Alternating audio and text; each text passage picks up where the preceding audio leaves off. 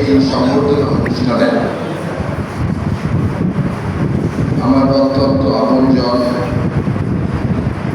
Faridpur press ক্লাবের বারবার নির্বাচিত সভাপতি, আমার সুখ দুঃখের সাথী, প্রেস ক্লাবের সংগ্রামী সভাপতি রবিউল ইসলাম সিদ্দিকী, আমাদের মাঝে উপস্থিত ফরিদপুর প্রেস ক্লাবের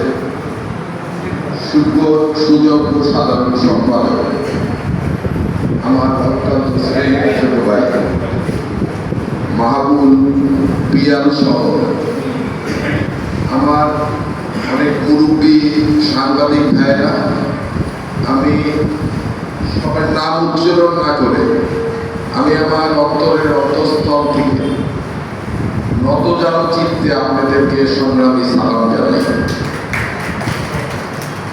যতটুকু না তার থেকে বেশি আপনারা বলেছেন। আমি সবসময় নিজেকে একটা লিমিটের মধ্যে রাখতে চাই যে আপনাদের বন্ধু, আপনাদের ভাই, আপনাদের সহকর্মী আমাকে যদি একটু বেশি উপরের লেভেলে দিয়ে দেন আমার মধ্যে একটা অহমিকা তৈরি হতে পারে। এই কারণে আপনারা বেশি বলে ফেলছেন। আমি যা বলছেন অতখানি আমি না, আমি এই বলে জ্ঞাত হতে চাই আমি তোমাদের প্রিয়, আমি আপনাদের ভাই, আপনাদের সহকর্মী হতে চাই। আপনাদের সাথে আমার আগের যে সম্পর্ক ওইটাই যাতে থাকে আমি এটা আসি। আমি জেলা পরিষদের প্রশাসক হব বা জেলা পরিষদের প্রশাসক আমাকে বানাবে এইটা আমি 2 মাস আগেও জানতাম। পরে পাইবার জানলাম যে কোনো সময় জেলা পরিষদের প্রশাসক হবে। আমি একটা মাত্র ব্যক্তি মিতুলের সাথে আলাপ, কারোর কাছে দাবিও করি নাই, কারোর কাছে চাওয়াই নেই।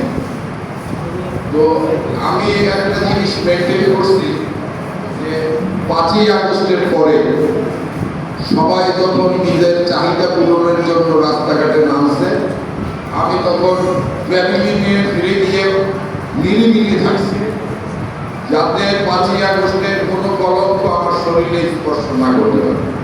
আমি সেটা মেনটেন করছি। হয়তো আপনাদের দোয়া আল্লাহ আমাকে এই জায়গায় নিবে, এই কারণে আমি প্রশাসক হয়েছি, এইটুকুই ডিফারেন্স।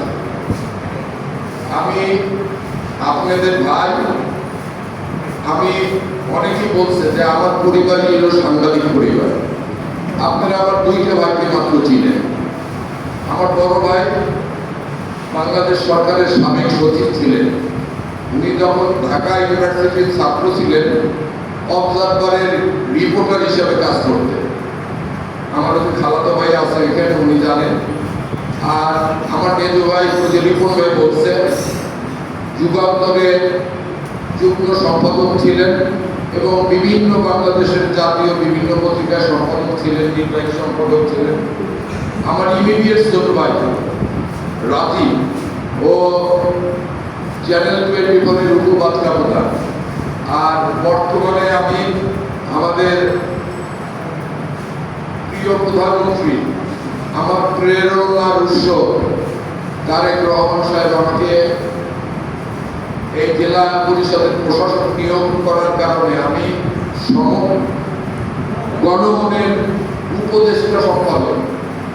তো আমিও সাংবাদিক, অতএব আমি তো আপনাদের সাংবাদিক। আমার ভাই আমাদের প্রিয় নেতা, ফরিদপুরের অহংকার।